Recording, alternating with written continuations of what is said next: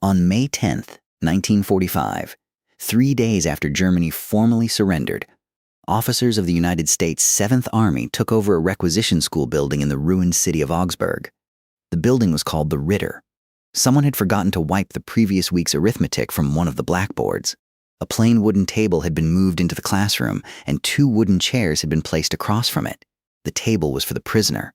The prisoner who arrived that afternoon was escorted by an American guard detail and walked in without handcuffs.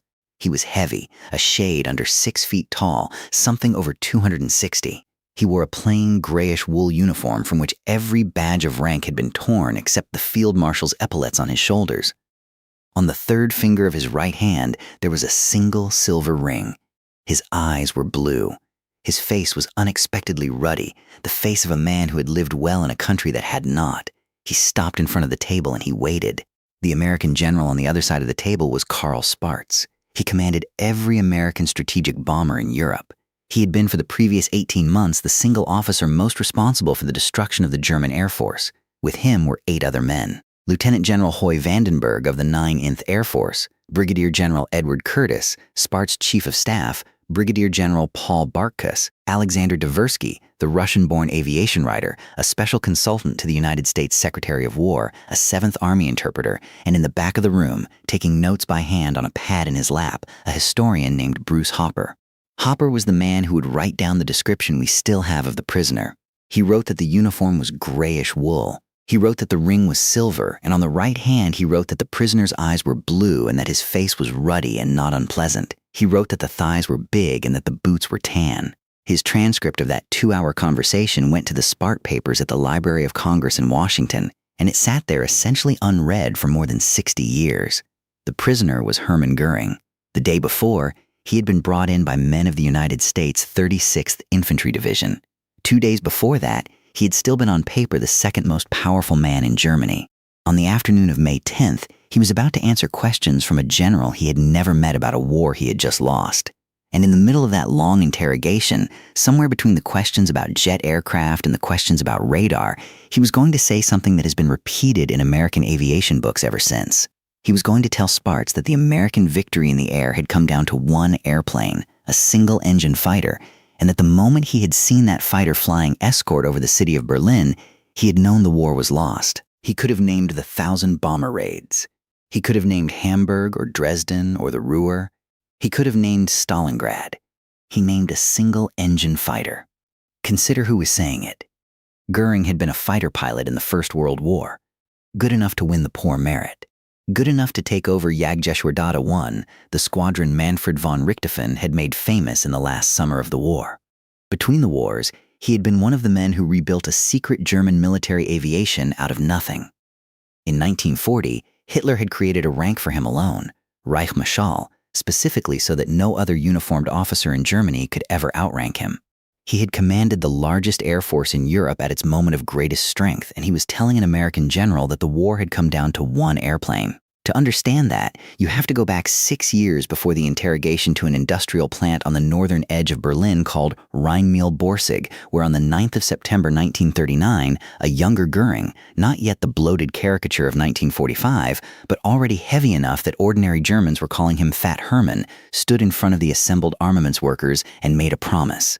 He said the Ruhr industrial zone, the great arc of coal and steel that powered the Reich, would never be reached by enemy bombers.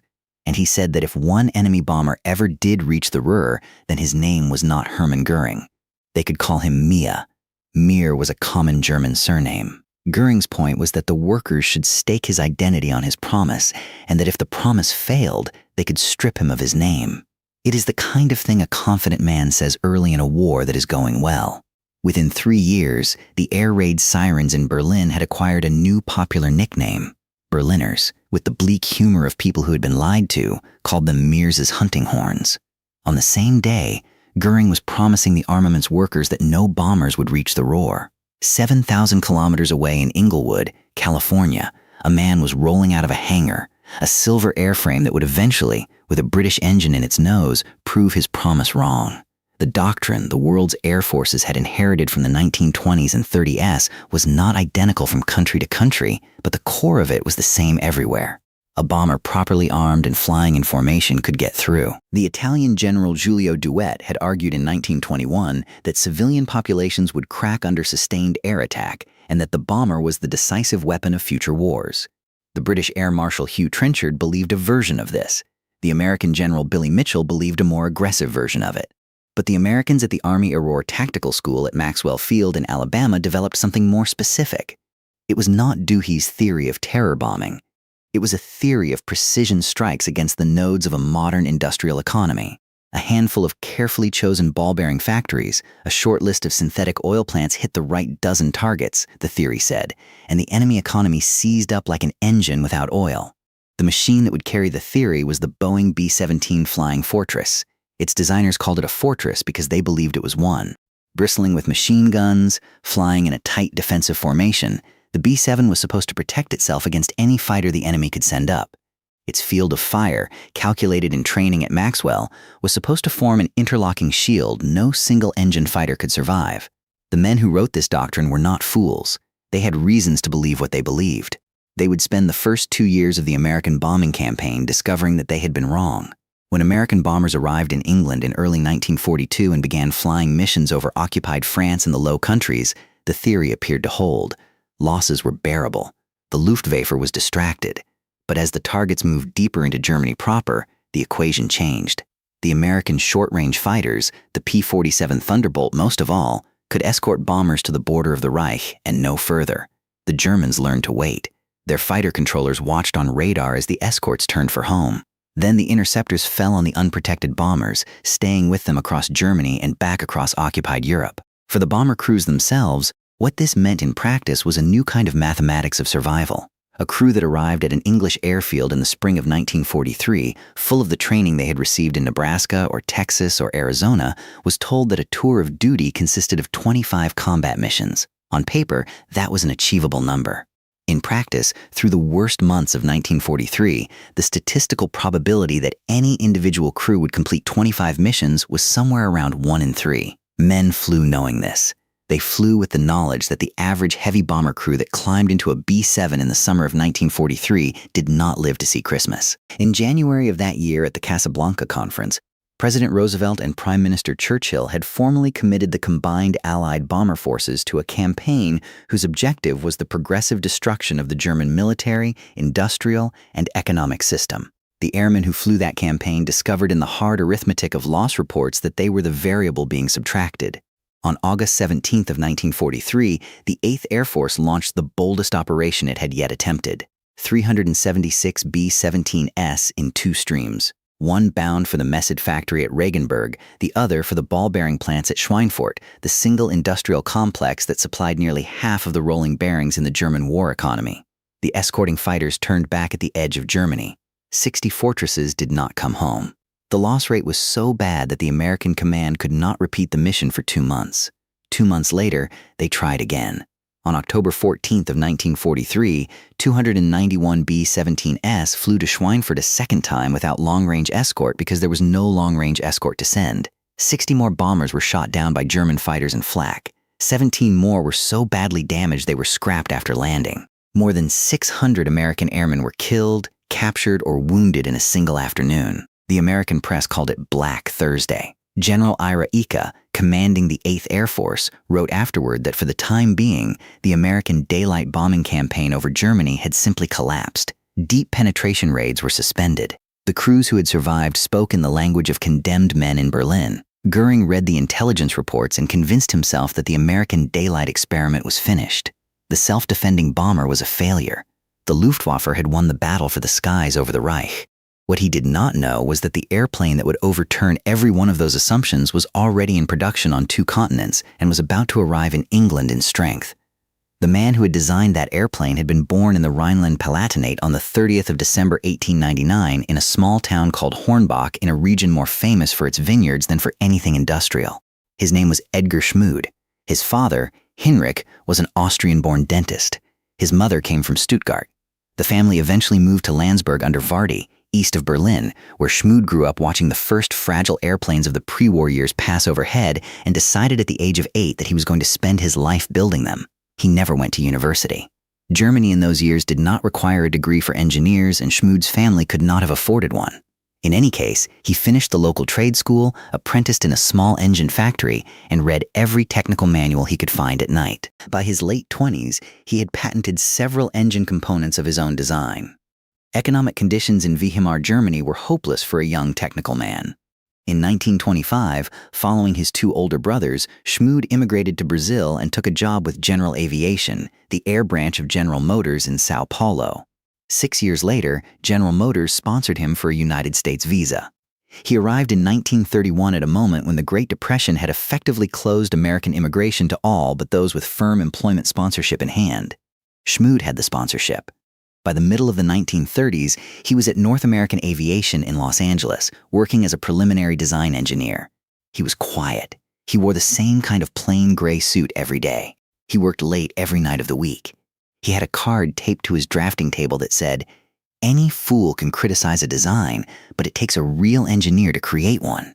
His colleagues, who eventually numbered several thousand, used to joke that the only reliable way to know when Ed Schmood had gone home was that his drafting lamp had finally gone dark.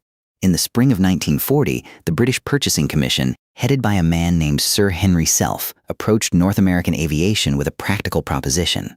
Britain was desperate for any fighter she could buy. The Curtiss P-40 Warhawk was on the shelf. Would North American agree to build P-40S under license? North Americans, President James Howard Kindleberger, known everywhere as Dutch, called Schmood into his office and asked him the question. Schmood, by his own account to his later biographer Ray Wagner, had been waiting for the question for years. He told Kindleberger that North American should not waste its time building an obsolete airplane. He said he could design a better one from scratch and he could do it fast. Kindleberger went back to the British. The British, represented by the Ministry of Aircraft Productions, Sir Wilfrid Freeman, gave North American a formal contract on the 29th of May 1940 for 320 aircraft. The contract was explicit about the timeline. North American had 120 days to produce a prototype. 117 days later, on the 9th of September 1940, the prototype rolled out of the Inglewood hangar. The Allison engine had not yet arrived, so the airplane was photographed that day with dummy exhaust stacks. On the 26th of October, freelance test pilot Vance Breeze flew it for the first time at Mines Field next to the Los Angeles airport. The Royal Air Force, which had named it the Mustang Mark I, took delivery of the first production aircraft in the autumn of 1941. The airframe was exceptional. Schmood and his team had incorporated the newest theoretical refinement in American aerodynamics, a Laminina flow wing profile derived from research at the National Advisory Committee for Aeronautics. They had tucked the engine radiator into a belly scoop that, thanks to the so-called Meredith effect, first described by a British engineer at Farnborough 5 years earlier, recovered some of its own cooling drag. The result was an airplane that was clean in a way very few single-engine fighters had ever been, and it was not good enough. The Allison V1710 engine the American government had required North American to fit was a single-stage, single-speed supercharged design. At altitudes below 15,000 feet, it was competitive. Above 20,000 feet, it gasped. A fighter that could not perform above 20,000 feet in the air war of 1942 was useful only for low-level reconnaissance and ground attack, which was exactly what the Royal Air Force with genuine regret used the Mustang Mark I to do. For almost 2 years, one of the best fighter airframes ever designed sat in the wrong role. The man who saw the problem and did something about it was a test pilot named Ronald Ward Harker. He had been born at Teignmouth in the northeast of England in 1909. By 1942, he was the senior service liaison test pilot for the engine firm Rolls-Royce, which meant that when the Royal Air Force wanted an aircraft evaluated on behalf of its engine suppliers, Harker was the man who flew it. On the 30th of April 1942, the commanding officer of the Airfighting Development Unit at Duxford, Wing Commander Ian Campbell, invited Harker to try out a Mustang Mark I. Harker took the aircraft up for 30 minutes. The next day at Rolls-Royce's flight test establishment at Hucknall Aerodrome, 7 miles north of Nottingham, he sat down and wrote a memorandum dated the 1st of May, 1942. It is one of the quietly decisive documents of the entire air war. He praised the Mustang's handling. He praised its speed at low altitude. He praised its range. Then he pointed out that the problem was the engine. Fitted with a Rolls-Royce Merlin 61, the two-stage, two-speed supercharged engine that was at that moment being installed in the new Spitfire Mark IX, the Mustang airframe would become, he estimated, the most formidable fighter in the world. The calculation Harker had done in his head was confirmed on paper by a Polish aerodynamicist at Hucknall named Witold Czalia, who had come to Rolls-Royce after escaping Poland in 1939. Chalier's figures predicted that a Merlin Mustang would reach 441 miles per hour in level flight at 25,600 feet. The British Air Ministry, jealous of every Merlin engine being built and committed to Spitfires and Lancasters, was not enthusiastic. Harker and his colleagues went around them, reaching Wilfred Freeman at the Ministry of Aircraft Production, who had championed other apparently unconventional projects before. Freeman authorized the trial. 5 Mustang airframes were set aside for conversion at Hucknall. The first to fly, serial number AL975, took off on the 13th of October, 1942, with Rolls-Royce's chief test pilot, Captain Ronald Thomas Shepard, at the controls. The engine installed was a Merlin 65, a variant closer to the one used in the latest Spitfires. A second conversion, serial number AM208, would reach 433 miles per hour at 22,000 feet. AL975 itself was tested to an absolute ceiling of 40,600 feet.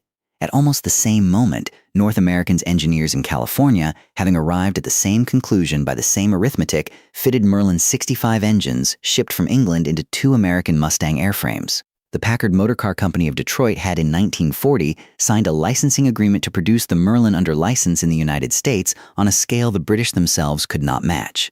The first American Merlin Mustang, redesignated XP51B, flew at Inglewood on the 30th of November, 1942 with North American test pilot Robert Chilton in the cockpit. By August of 1942, before either prototype had flown, the United States Army Air Forces, staking everything on the arithmetic, had placed an order for 400 production P-51BS. By the middle of 1943, the Merlin Mustang was rolling off 2 North American production lines, one at Inglewood and one at a new plant in Dallas. By the end of 1943, the first operational squadrons were arriving in England. Hold that sequence in your mind for a moment because it is the hidden fact at the center of this story. The best fighter of the Second World War was designed by a German bee-born immigrant in California, powered by an engine designed at Derby, refined at a small airfield in the English Midlands by an Englishman and a Polish refugee, and produced in factories on 2 continents, in 2 nations, by workers on opposite sides of the Atlantic who never met one another. Nothing in the Axis war effort was built that way. Germany licensed its best engines, the Daimler-Benz DB 601 and 605 to Italian and Japanese firms, but those were one-way transfers to junior partners, often plagued by manufacturing problems. What the Americans and the British had done was something different. They had pulled their best engineering. They had shared their best classified designs. They had moved engineers and drawings back and forth across the ocean in wartime convoys, risking submarines because both sides trusted that what came back would be worth the risk. The Mustang was what trust between 2 nations looked like when it was rendered in aluminum. If you're finding this investigation worth your time, a like on this video helps these longer, carefully sourced stories reach the other people who care about the details. It is a small thing, but it matters more than I can say. On the 1st of December 1943, the 354th Fighter Group flying P-51BS from an airfield in England made its first combat sweep over Belgium. The group was formerly part of the 9th Air Force, a tactical command, but it had been co-opted almost immediately by the 8th H for long-range escort work. On the 5th of December, the 354th flew its first bomber escort mission to Amy. On the 13th of December, it flew to Kiel, 480 miles into Germany. It was the first time an American single-engine fighter had escorted bombers that deep into the Reich, and it marked the moment when the arithmetic of the air war began quietly to invert.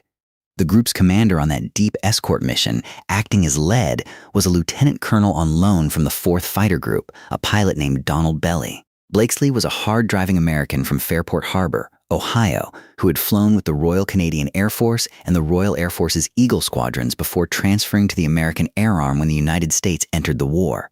He had more hours in a Spitfire than almost any American pilot alive. He had been watching the Mustang for months. In February of 1944, he convinced the 8th Air Force Command to let his own unit, the 4th Fighter Group at Debdon, transition to P-51Bs. The conversion was done with minimal training, Blakesley told his pilots, in words that became famous in the 4th, that they could learn to fly the Mustang on the way to the target. He was almost literally serious. On the 4th of March 1944, the 4th Fighter Group flew to Berlin. A full-scale raid had been attempted on the 3rd of March, but had been recalled in bad weather. On the 4th, a reduced force reached the German capital for the first time. On the 6th, the 8th Air Force launched what remains one of the largest single-day air battles in history. 730 heavy bombers escorted by roughly 800 American fighters, including a full weight of Merlin Mustangs, flew in daylight to Berlin. The Germans scrambled every interceptor they had. The bombers took heavy losses. 69 heavy bombers did not return. The fighter escorts fought all the way in and all the way out. And when the surviving Americans went home, a fact of military geography had been changed permanently. The city of Berlin was no longer beyond the range of American escort fighters. It never would be again. Inside the Luftwaffe, the man whose job it was to understand what had just happened was General Adolf Galland. Galland was 31 years old, a fighter pilot who had flown in Spain with the Condor Legion before the war had even officially begun, and who had commanded the German day fighter arm since the death of his friend Vera Melders in 1941. His relationship with Goering went back to the Battle of Britain, and it had never been comfortable. There was a moment from that battle that captured the texture of it.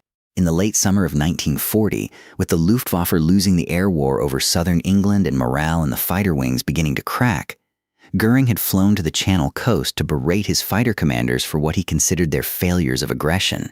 He had asked each of them with a kind of paternal sarcasm what they needed to turn the battle around.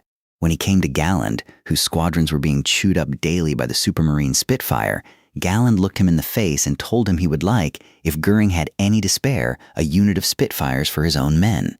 Goering turned on his heel and walked off without answering.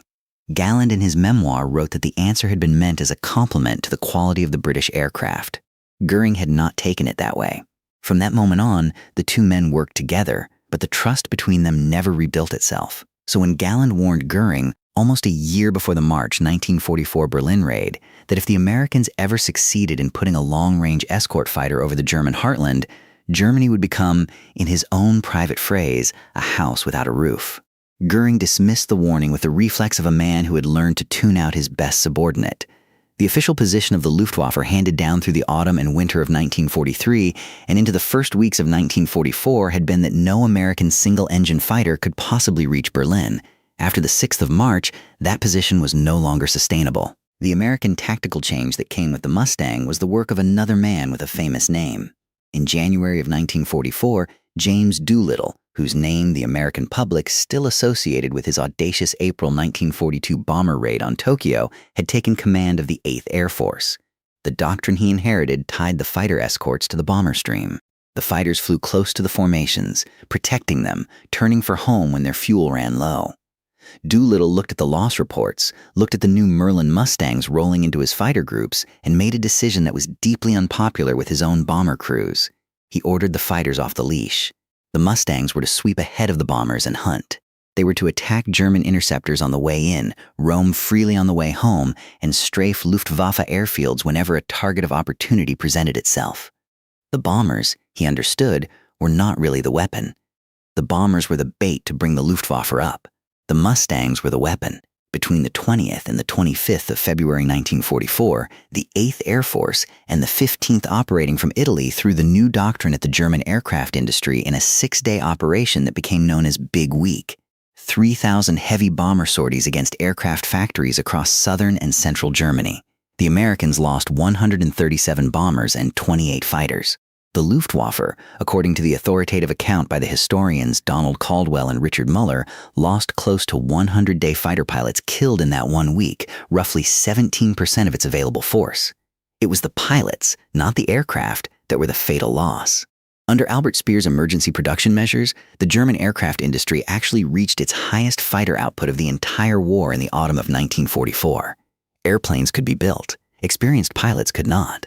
A Luftwaffe pilot facing American Mustangs over Germany in the spring of 1944 had received less fuel and fewer training hours than his adversary, who had often logged 300 to 500 hours before seeing combat. Caldwell and Muller record that in the month of March 1944, the Luftwaffe wrote off close to 22% of its available day fighter pilots. In April, roughly another 20%. In May, peak attrition reached 25%. By the summer of 1944, the fighter arm Galland had spent his entire career building was no longer a strategic force. It was still there on paper. The factories were still producing, but the experienced men who could coordinate attacks against defended bomber formations were dying faster than the training system could replace them. D-Day, the Normandy invasion on the 6th of June, 1944, took place under a sky that was effectively uncontested. A Luftwaffe that had terrorized Warsaw in 1939 and Rotterdam in 1940 and London in the autumn of that year had less than 4 years later been pushed back to the ground. There is an obvious question here that is worth pausing on. The Germans were not fools. Goering had flown in combat in the First World War. He had commanded fighter pilots. He understood what range meant. Why then had the Luftwaffe never produced its own version of the Mustang? Why was there no long range, high altitude, single-engine escort fighter in the German inventory that could have accompanied German bombers to London in 1940 and kept up the pressure on the Royal Air Force when it mattered most? The answer is the other half of this story, and it is the part Goering himself was least willing to say out loud. The Luftwaffe had been built around the assumption of a short war. Every piece of its planning, from engine range to fuel reserves to pilot training pipelines, assumed that the decisive campaigns would be finished in weeks or at the longest in a few months. The bomber arm had been designed for operational bombing in support of the army, not for strategic campaigns against distant industrial heartlands. The Messid Bf 109 fighters that escorted German bombers to London in the summer of 1940 had from airfields in northern France roughly 15 minutes of combat endurance over England before they had to turn back. The Luftwaffe had no answer to that range problem in 1940. It had no answer to it 4 years later either. There was a second reason, and it was worse. From 1940 onward, Hitler had involved himself more and more personally in the detailed design and deployment of aircraft that no head of state should have been dictating. His infamous May 1944 insistence that the Messid Me-262, the first operational jet fighter in history, be developed as a high-speed bomber rather than as an interceptor was only one factor in the Me-262's catastrophic delay. The engines had their own problems. The Jumo 0004 turbojet was chronically unreliable at first, plagued by metallurgical shortages for its turbine blades. Fuel for any aircraft was getting desperately scarce by late 1944. But Hitler's interference with a proven fighter concept remained the emblem of everything that was going wrong in the German command system. Officers who had once been trusted to make their own technical judgments now ran every decision through Hitler's headquarters, and the men who pushed back publicly tended to see their careers end abruptly. Galland, who had pleaded for mass production of jet fighters as interceptors through 1943 and 1944, was relieved of his command as general of the fighter arm in January of 1945 for the offense of having been persistently right, while his superiors had been persistently wrong. That same month, in what became known inside the Luftwaffe as the Fighter Pilots' Revolt, a group of senior German fighter aces confronted Goering directly about the conduct of the air war. Goering placed Galland under a form of informal house arrest. It was the closest the professional officers of the Luftwaffe ever came to open mutiny against the men commanding them. And while all of this was happening inside Germany, something else was happening outside it that Goering would never quite understand. The Mustang was not a wonder weapon. The engine inside it was a British design from the early 1930s, refined year by year by patient engineers at Derby and Hucknall. The airframe was an American design drawn by an immigrant from the Rhineland who had been quietly improving his craft for 20 years. The drop tanks under the wings, which extended the fighter's range another 500 or 600 m, were not a new invention. Germans had invented drop tanks before the war. They had simply stopped fitting them to their fighters because they had not expected to need them. The Mustang's advantage was not in any one component. It was in the fact that nothing about it was secret, an open scientific culture. Two governments that trusted each other enough to exchange classified engine designs. A production system that could build 15,000 copies of a fighter when Germany could struggle to field 3,000 of any comparable design.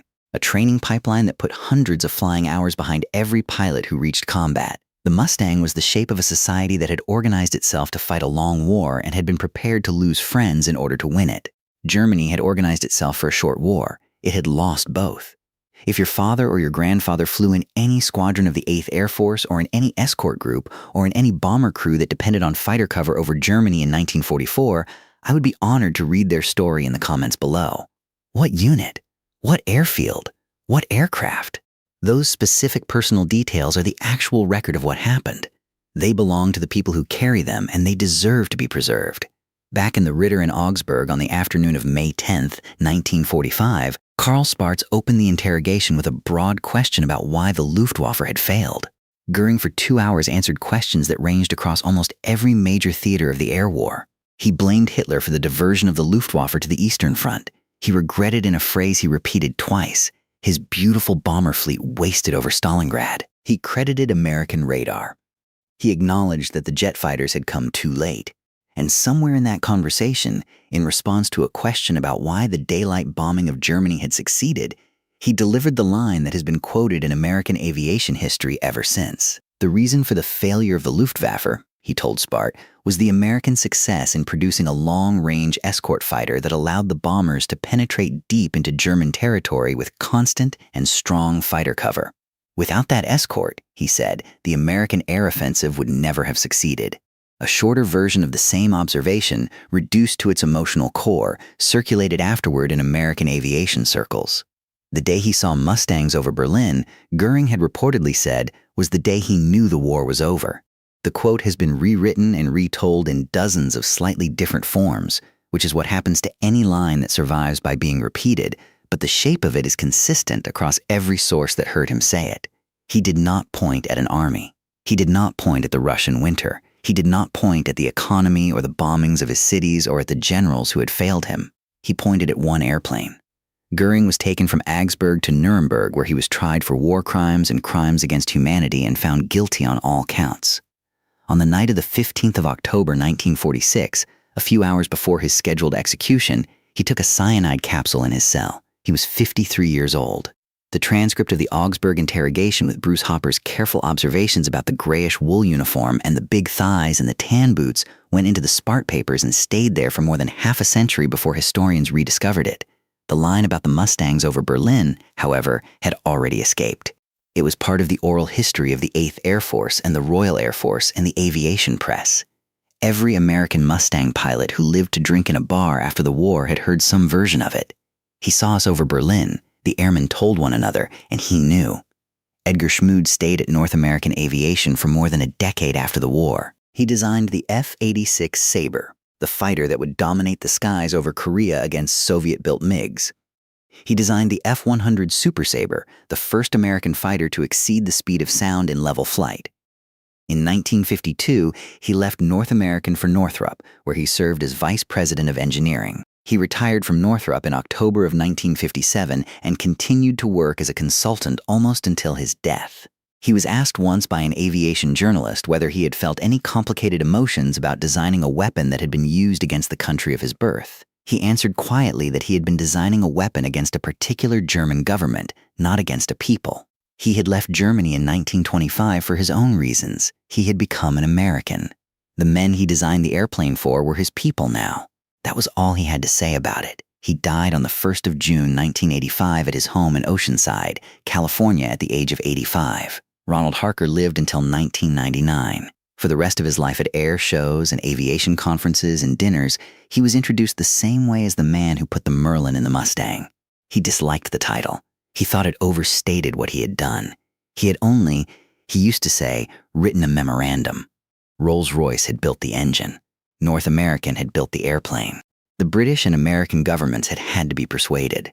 All he had done was fly the Mustang for 30 minutes and point out what was already obvious if anyone had bothered to look. It was a generous account. Almost every honest history of the Merlin Mustang suggests that without Harker's memorandum, the engine would never have been installed and the airplane would never have become what it became. Donald Blakesley, the American who had talked the 4th Fighter Group onto Mustangs and led them to Berlin, lived a long life. He had flown in 3 wars, collected an astonishing number of combat hours, and never sought publicity for any of it. He died in Miami, Florida, on the 3rd of September, 2008, 8 days before his 91st birthday. He was buried quietly. Adolf Galland, the German general whose warning about a house without a roof had been dismissed by the man it was meant to save, spent the last 40 years of his life on friendly terms with many of the American and British pilots he had once tried to shoot down. He wrote a memoir titled in English The First and the Last, which became one of the most influential pieces of German aviation writing of the post-war era. He died in 1996 in Overwinter on the Rhine, aged 83. And in Berlin, which had been rebuilt twice, once out of the rubble the Mustangs had helped create, and once again after the end of the Cold War. The old popular nickname for the air raid sirens had long since passed out of common use. It survived only in memoirs and in the cheerfully bitter jokes of the oldest generation, Meyer's hunting horns. Herman had kept his other name in the end and carried it to Nuremberg. But the old joke outlived him, which was the part he would have minded most. The story of the Mustang is often told as a tale of American industrial genius, and part of it is that, but that is only part of it. The airplane that flew over Berlin on the 6th of March, 1944, and that Goering pointed at across a wooden table in Augsburg 14 months later was not built by one country. It was built by a German immigrant in California, by a British engine firm in the English Midlands, by a Polish refugee with a slide rule, by a Detroit automobile company that had never built an aircraft engine before the war, and by Texas factory workers who had never seen the English airfields where their work would eventually land. It was built in the end by the kind of society that trusted strangers enough to hand them its best designs and that believed in the patience of long wars. Germany had not built that kind of society. For 12 years, it had built the opposite, a closed and suspicious and vertical country where every decision of consequence ran through one man's headquarters, and every engineer who disagreed with him learned to keep quiet. When Goering pointed at the Mustang, he was pointing without quite knowing it at the difference. If this investigation gave you something to think about, you can hit that like button below. It helps these carefully sourced stories find the viewers who care about the real history. Not the flattering version and not the dismissive version, but the version that actually happened with the names and the dates and the inconvenient details intact. Subscribe if you want the next chapter. There are many more of these stories to tell. Most of them are about ordinary men who at one moment in their lives did something that mattered because it was their moment. They had names. They came from somewhere. They left the kind of trace that can still be followed 80 years later if you know where to look. And they deserve to be remembered.